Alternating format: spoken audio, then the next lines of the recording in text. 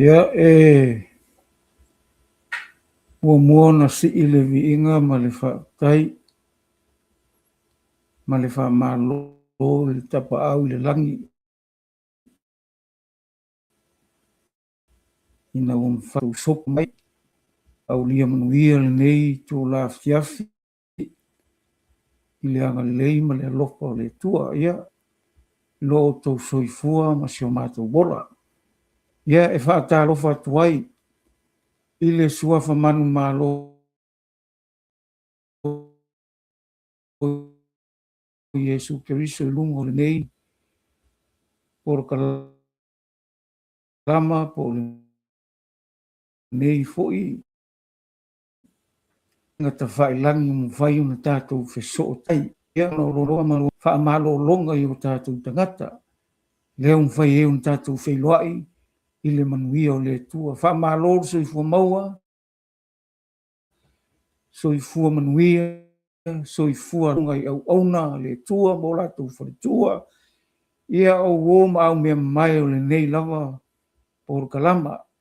ia mai se foi, ia o se whaatalofa, whaapitoa mo i tātou uma lava e masi, tai o la mātou, tātou por kalama, ia o le tua whine, ia whaamalo whina, whaamalo le tatalo, ia wāra tātou por kalama, whai pēa, ia so long whai on tātou kalama, ia via le tua i le nitu aso, nunga lotu, ia po se a ngāanga, au se tangata pa ia, a o le suafala,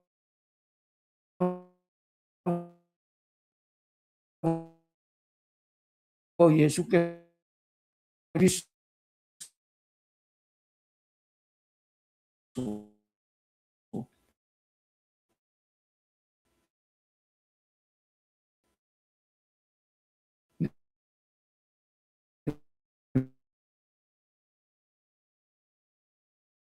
Ma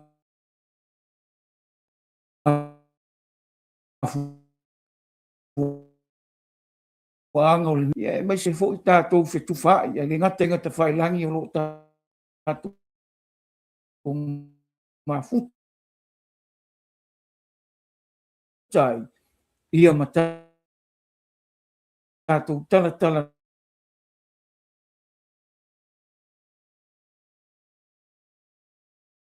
i lo tō sui fua ma si o mātou wola ia, tati tonu ia o le a tau mawhai o le a se fuai tau mai le a fionga le tua, tātou whaasoa, ia tātou whape ia wa o le upo le tua, ea o ai ea o ai ai e whaatonu ai, e whaapoto ai, e whaailoa ai fo i le whai le a se fuai tau o le a whapena o na au mai le a fionga le tua, ia tātou te tala noa ai, ia ma tātou whetu wha ia nei fiafi, wha pēr lea, o se upu mai le a fionga le tua, e maua le mātai o e iwa alono whai upu e mua se iau le manu, nera whai tau tua,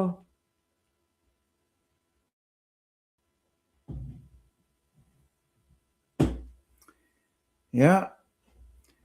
pēr, ona maliwa le, ona o le lea ilana lava ai, whaua, wata oto i le moenga,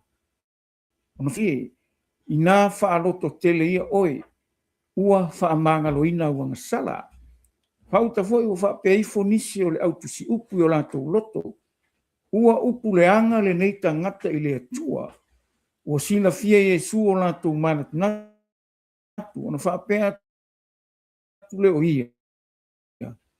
Sa le mea ua manat natu le anga ai o tau loto, ua po le fea ua whaingo fi, po le whai atu ua whaamangaloina ua ngasala, po fai atu tula ia na savali ai peitai na ia loe o tou o iai le atali o le tangata ile na avia ua alu lona fale ua iloa e le moto tangata ona tau fai ofo ai lea ua latou vivii atu i le atua le ua foʻina mai le pule faapena i tagata ia magaku lelela o faikaua nisi vaaiga o le afioga le tue maua le mareko lanā e tolu ala o kamafai la e faikau aku faapea ua atu le atou i le fale ona toe potopoto mai lea o le oto tagata ua lē mafai ai latou ona aai ua faalogo latou atu ai lea e puʻe iā te ia ua na latou faapeane ua valea o ia a o le au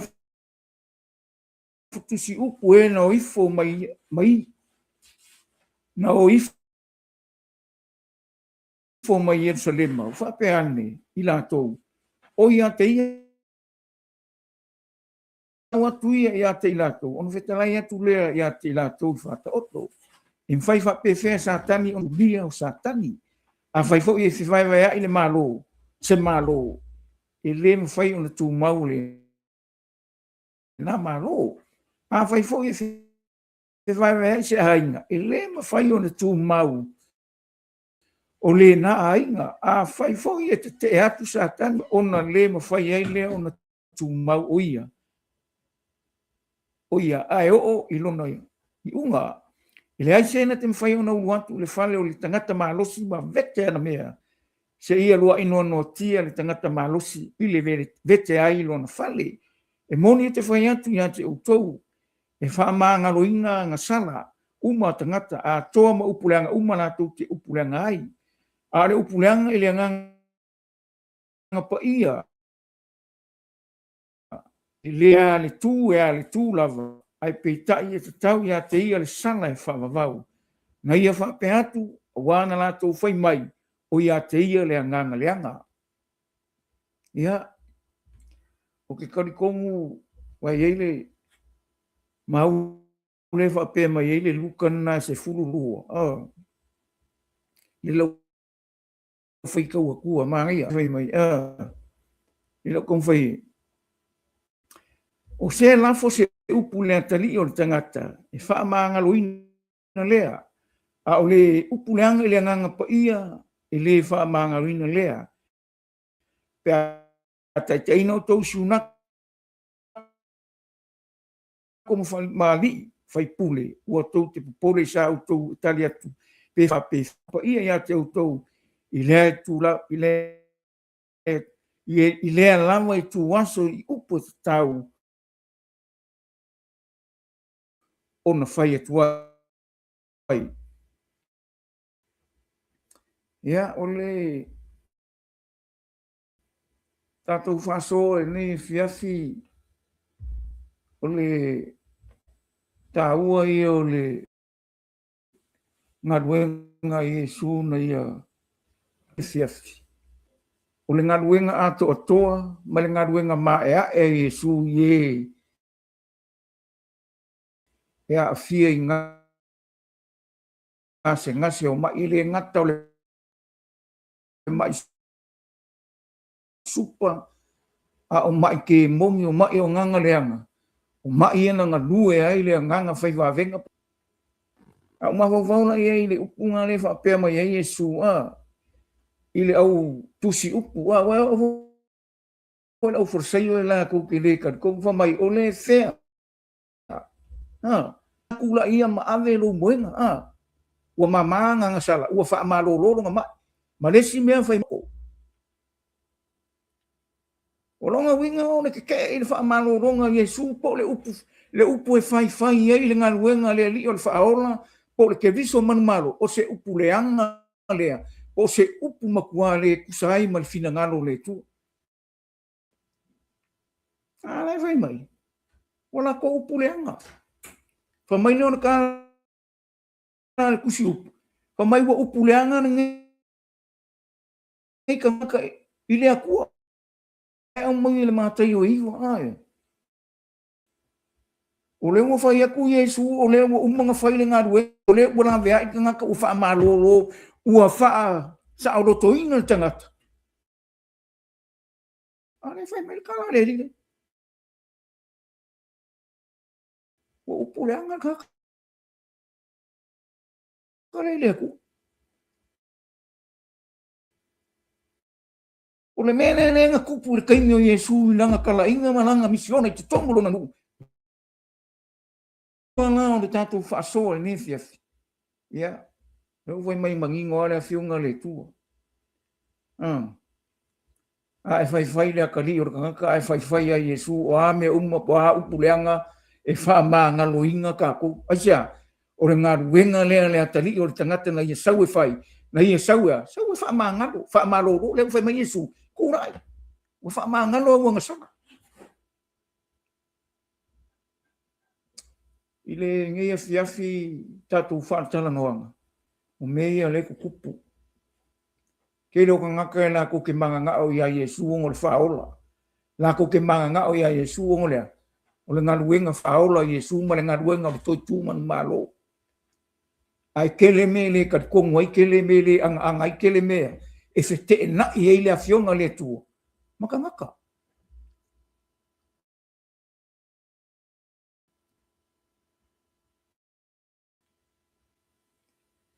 me fiafi upuleanga maka ile ku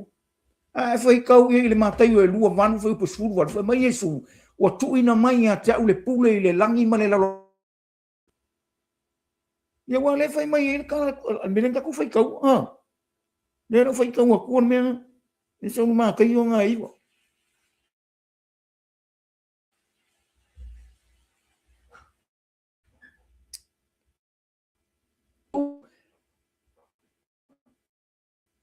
e ai le tani o tangata ile la rolangi le pule fa manga lo ai ngasala ono fetai atu le o ile supo ina tu la ia ola wa saur ka ngaka ola wa ile pule mai pule le oki ioi ku nga mau ma le oki pule ai ola wa ke ia le pule ale fai mai ka ka ko ola ni la ka ka kongo i ko inga o nga fa pele pulanga ole o sau Yesu e o mai le a mai le sa o to a mai le no fa tu no a mai le fia ma le file mu ya le ko ke longi o me le kupu i me o onga la ngai na ke le ka kong ya Yesu o yo le alo le tu le foi mai a vai le mul fai pu muli muli ya o no le moto tangata tau fai o foi le o na to vivi antu le tu le o foi na mai le pule fa pe i kanaka o le me na kupu o pu le le ku ba ku ku ke bong fa mano long sala ina pule Piti ino ne ka ngaka mamok male moto tangata ile tu. Au ke e ai. O ia fe. O ia fe a via se vi ino le tu pe ke uso le fina mano le tu. E ke fa pelo se ola ko anga me. Fai ka le upu. Ia e mangingo le upu mai e mana malama le upu. Nanga ia ile mea le fa mai e su le ku mai o le mea le maka upia ia. Ile le ina no fai le ka ko fai le ka ko fai upu. Pule kalir ai ka ko fai la ile nganga pa i ole nga sama a fai la ka ko ke upuleanga ka ko le ka ko le nga luenga le nganga pa i fa manga lor o ile le na lolang i kai mingi o ile ka ko ro inga ka ko o ile fe so soangi ai ka ko o ile musu inga ka ko o ile o ka ko o ile ka i so oi o le nganga pa i yo mai Yesu e anu e awinga mai le nganga pa ia ngake fai loi a ke kako le ang sala ma le ami tu ia nga kako ke kau kalangi angi mei kako por kalam aja nganga fai mai kala tu sipa ia o le taulongolongo ia, e tupu ele whātuatua. Kaulongolongo le afionga le tu. Whai ngei, whai kai au, po le asungfua, po le askofi, askongai. Pe ka kuki kalangoa le upule. E whai a mau, e mau a, fua mai, e fua mai a, kupu mai e lole, le amiongo le tu. Aisea, langa lai wha makala, malangonga, ma kupu o kako loko mi langonga ya kako kea, i loa ai wha maura lalo ma kako lole a kua, o le anga le pule, o le anga me uma, e ua inga ke ua, au mai le kua longa upu ma ua, tupu ma ora, aisea langa laua pala i kukongo kako loko, i le wha alongo pea, ma kako whaia pea lea mea, e inga kupu ma ora i kako loko, manguia lo leo lea, o la tātou wha whalinge tu solo fina ngalo lea.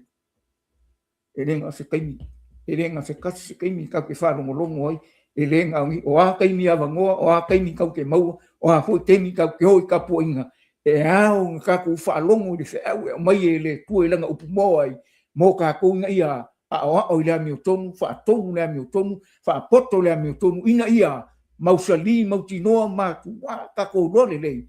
e leo se mea whalea ngā, lou wanu falisai e saka i kasi e ke anu malou i loa e iei le mea le lai mai le nganga o le tua ai ke anu lai ke i loa e ke i loa ne mga oile kue ke o mfoi ngā le mea mga oile kue ke ole ya i au loa wha nge i au loa wha mangu i au loa wakulonga ving aisa langa paua ngā le mea kaunga wha kau kele ka vengi di lo ai lo nganga ma lo ka ko nganga sau ye sue ma ngalo ya ka ko ngasala ina ia ka ko sau fa ngai le mangi e fa ala foi mai la ile ka li ka ka puli fa ma ngalo le ngasala fa ma lo le mai ku i ke mo wa ya ke ile puli la ngalo ai mai ke ile puli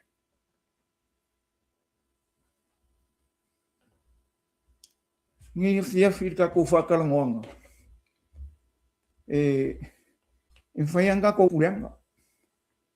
fai anga ko pulenga fai mai sa ai fai foi ngai fai kio fai foi ngai ke ile ka ri or ka le ka pa ia le ai sa le nga pa ia nga ke a moli mau winga lo nga ke fa le le oe nga ke fa mau ngi oe uia fo ai no ia o la le mea la fai ai ia nga pa ia pe ha pe ke ka kong fa ma lo nga le ka kong ya yesu pa ia nga sawa e tu ma oti ai lo tangata e fa ku lang ai ka tu tangata e fa ma oki ka ko fa la le ka ko ku so singa malo le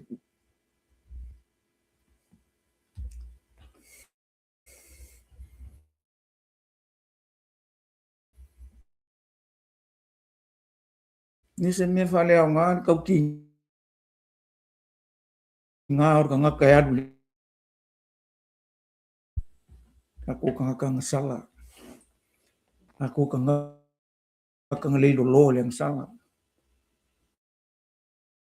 kalau aku kang mafua inga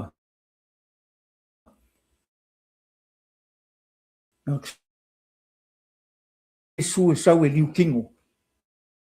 nge em fai nga la ngonga nga le aku lai wa ka le ongo la fa ka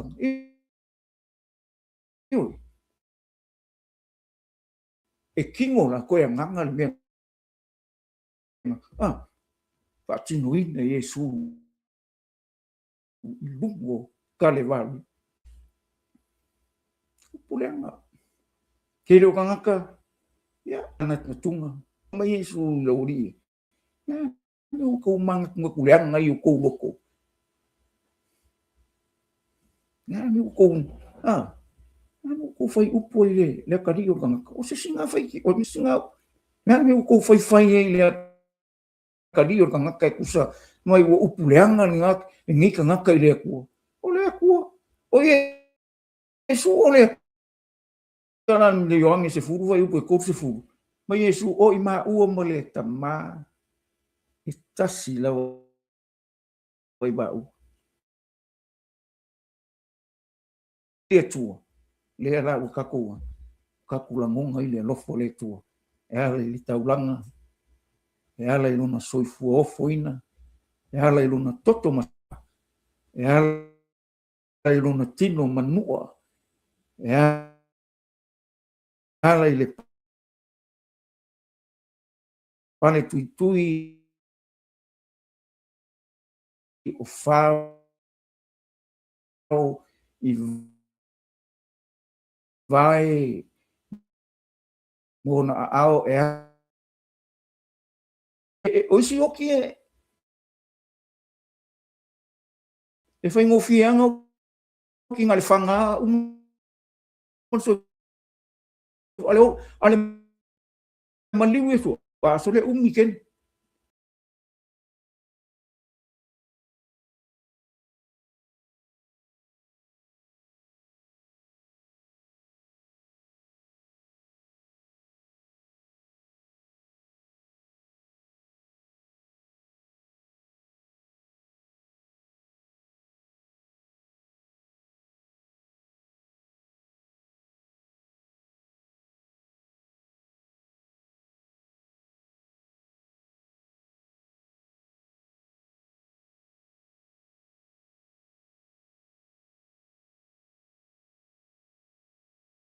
ona fa le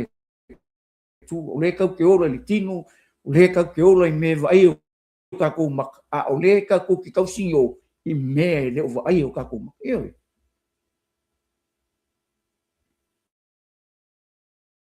nge ia tau lau o tātou wha moe moe. Nge ia whiawhi mā ngai ia mene, o le whea e whaingo whiti. Ia wa a whikara i le taulanga leang whai e Israel, o le whea la e whaingo whiti. O le alu e awe le kaulanga i kongole, whal a, kongole loko a whalifika whai whai e kaulanga, po le whai mai e suku lunga. Awe ro moenga u wha maa ngalo ang sa lewa le pua whaingo whiti e, nga la kua fa Yesu o fia malolo vai le manga yo vai lo wakari e nga fa loko ke le o ua fa manga o se povi o fa ka fa e fai ye di kaulanga e fai nga ka a alu fo ina fai kaulanga i kongo me si si ngo pa ia o anga sala umale anga sala fai kaulanga a o nga mea e le fai mo fi e fa ka ye di su le o sau ma kua fa ali mangingu fa ali kong yo nga ni fa mo lano a wa le me na o lo fa mo lano ka ko lo fa mo lano ma ka ko fa pe ku le li o u nei o a u le nei o a u nga ka sala o ke sia ma wa fa ma lo longa le nga ko lo ti no o lo ma fa o lo nga o ke sia ma wa ya so ma nga ya o wola sa lo sa loto wola mama ola le fina ngalo le o ngi se kia ka ko asia nga le menga nga sa wo Yesu e fia si ka wala au pe ma tau longo pe fia wa sa wo ile li ka ku ke mo wai le manui ke ala ile fa uta malang fa malolo yo ele ai ma sesi ele fainga le o ele fa malolo le tu o ale ma ai se me fainga kai le tu yo manga nga wa ele kar ko ele kar ko ya ole me nga la le ku yo kala le buri upuleang fai foi ke le kar ko ya a ko mo ya ke oi manga ko ni manatu ele e ke le i o inga ai le mea na sau ai Iesu, e ke le i o inga ai le sa o tonga na sau ai Iesu, e ke le i o inga ai le manu māloa ia i o le tu. Ia ke o e ma.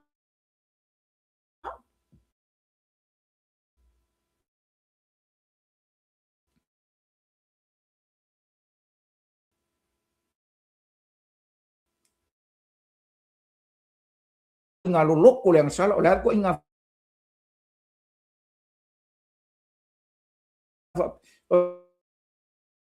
pe o e la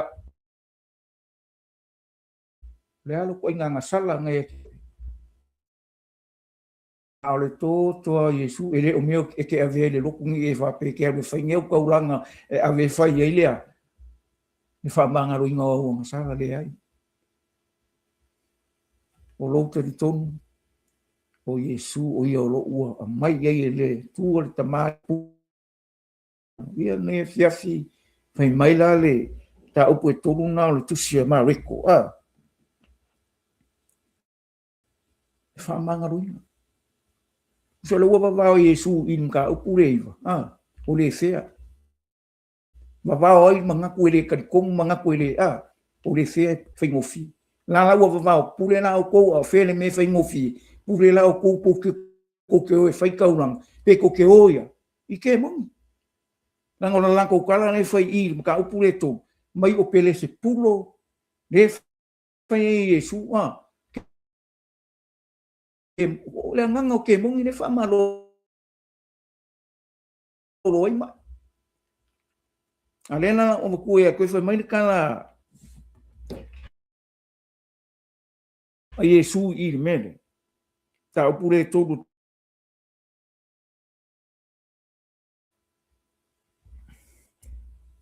mai ala au tusi upu e no ifo mai Jerusalem i lato o ia te ia pele se pulo o le alifo o te moni e turi ai e ia te moni o wana au atu ia te lato ona fetalai e pule ia te lato fata satani ona turi o satani a fai fo e fe vai vai se malo e le ma fai ona tu mau o le na malo a fai fo e se vai vai se ainga e le ma fai ona tu mau o le na ainga a fai fo e te atu sa kan ia te ia lava ma fe vai vai o ia e le ai se lo sima vete ana mea se ia rua no tia e tangata malosi i le vete ai lo na fale mai no le vai pu rua va e moni o te fai atu ia te autou e wha mangaroina ngasala uma tangata a tōma upuleanga uma la tō te upuleanga ai. Lea lai whai mai eina le luka le sifuru rua whai upu sifuru. E wha mangaroina le whai whai. Ma lafo upuleanga le atari. A le whai upu i le nganga pa ia. I le wha mangaroina. Lea lai whai mai ei. O le upuleanga i le nganga pa ia e le wha mangaroina o ia. A le tū lava. Ai pe tai e te tau ia te ia le sala. Wha wawau, longa wingi. Ia ngā lea o kangona Iesu wa wao mai. Lea ua mai Iesu. E re mawhai sa kangi ngā. O ngā whike ngā ia sa kangi o lui. E re ku mau. Ngā le mai sawa. E re mawhai fui se a inga ngā. O ngā whiwhai vai. A whiwhai. E whiwhai vai le maro. E whapenga wuna sa kangi. E wha mi sawa. E re mawhai. Maia. Ai oia. Ona le mawhai le ona tu mau oia. Ai oia. Ona ngawinga. E whiwhai vai ai. Nesia.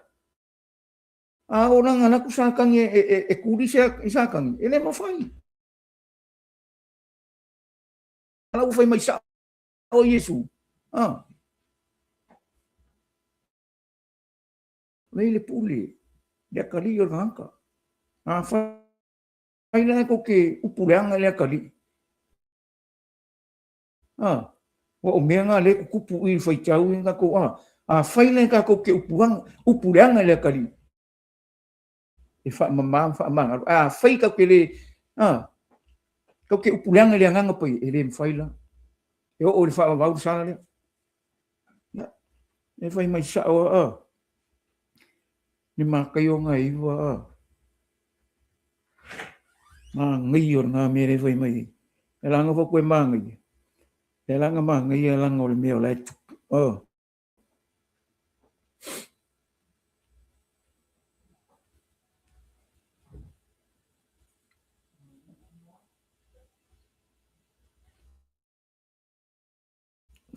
kala a Yesu ile tau pulei e aonga vi ia le tua le tamai le alo le tua a walo ia ke ia le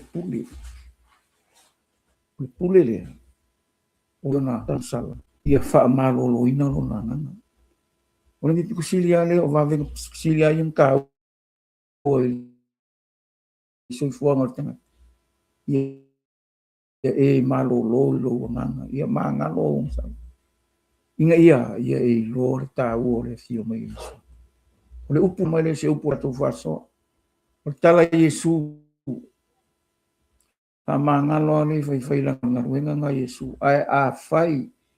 e ke e ngaruenga le nganga pa ia a fai e te le te tonu i le nganga pa ia o ai lai mo li mau ia ke oi nganga nai fai mai kus pa ia mo li mau mai le nganga yo ka ko nganga o le mea fu ia i le nganga o le tua ia li sa konga ioi o fea lai kaunga ia le nganga o ko kongu ka ko nganga ka ko kaunga i lo nganga mo lo nganga e ta tau na no futupu ai le nganga o le tua inga ia moni na tani na to tu ma la o nang ia moni me uma e a on tato foi a mo lo ola ma lo foi fu e vi ia ele tu e fiafi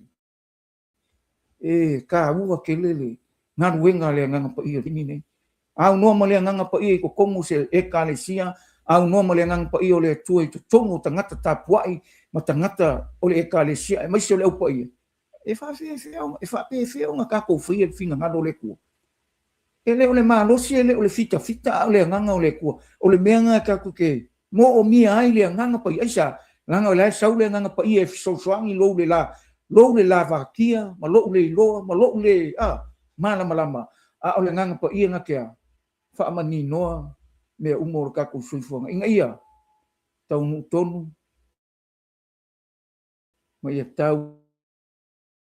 le manuia tatou fa moi e ala ia Yesu le ke viso man malo ia o mai le foi punga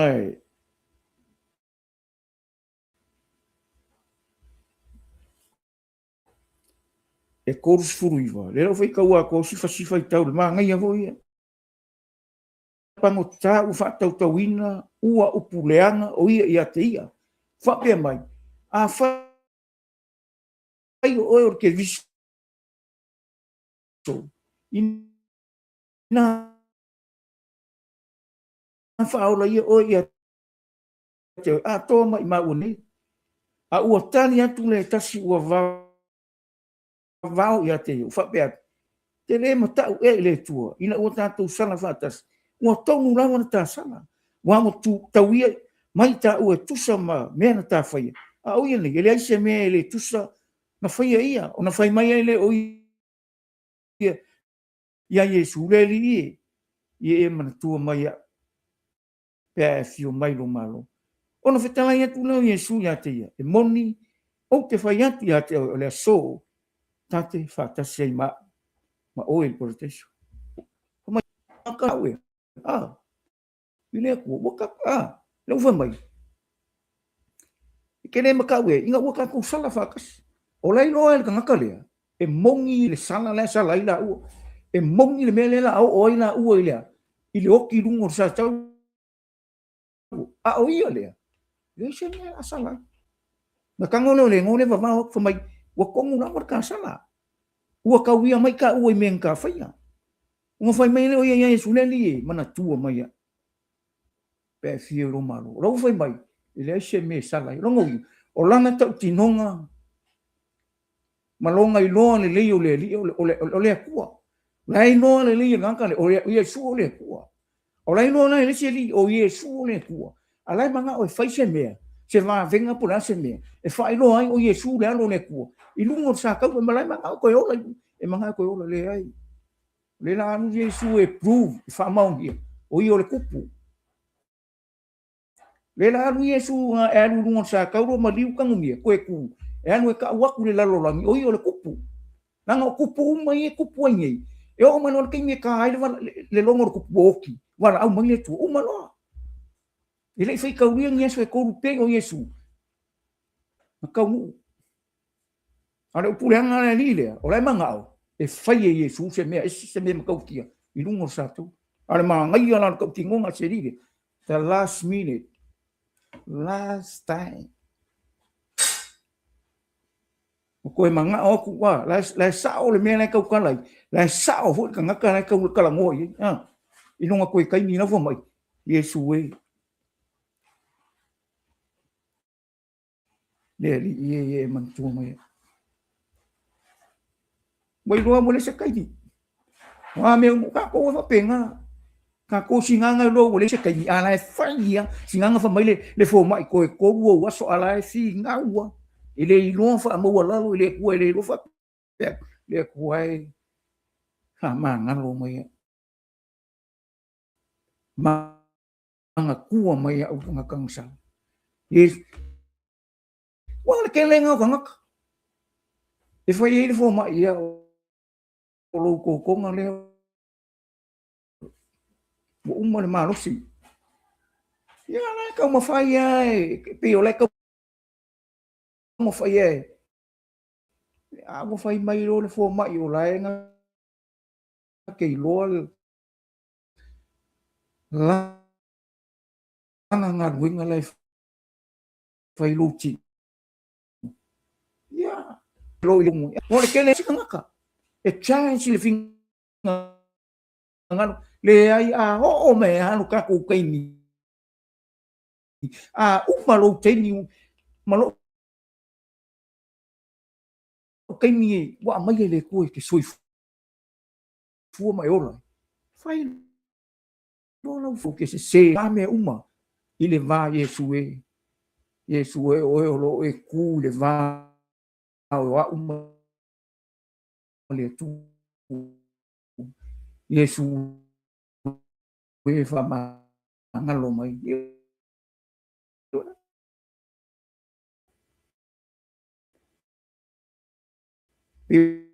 yor ngakare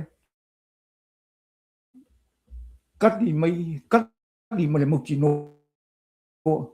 cắt đi mấy cắt đi mà lại quá fa mà liền cái Lucas furuongo fai Lucas furui fa solo ngai fai ia ona le mena ala ngai le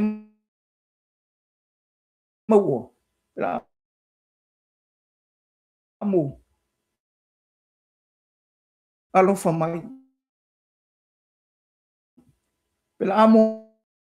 alo fa mai wi nga mai la sal la le mena ku puseo ngale uyo ngale ala ngale ngalu mau o seo ele alo fa ma kue o nga lo fa pe lo fa pe o ha o tu mau le alo fa lo tama ia por se yo mo lo foi le ku ngi fia fia so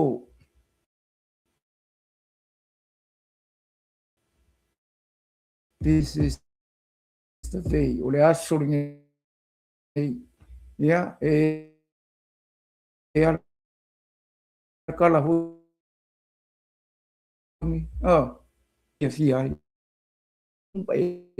la fo se upu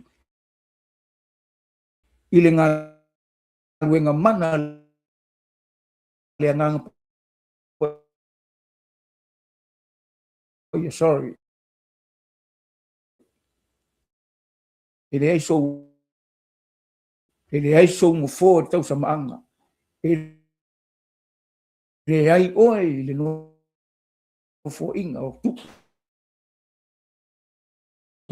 ele no fo inga e te me no fo kupu kau sa so tongo lo roto tu le manui o le tu ala ia le fia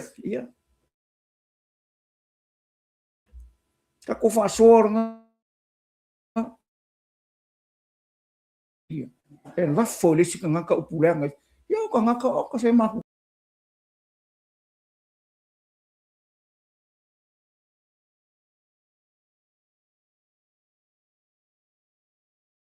ka ko le pale li o ngal wenga le ku ke loi o lo tamali inga sa wa yesu e ko sa wa mai le man malu osi le fe ngai osi ka uranga ya inga ia ka ko we le ko lalo le ka ko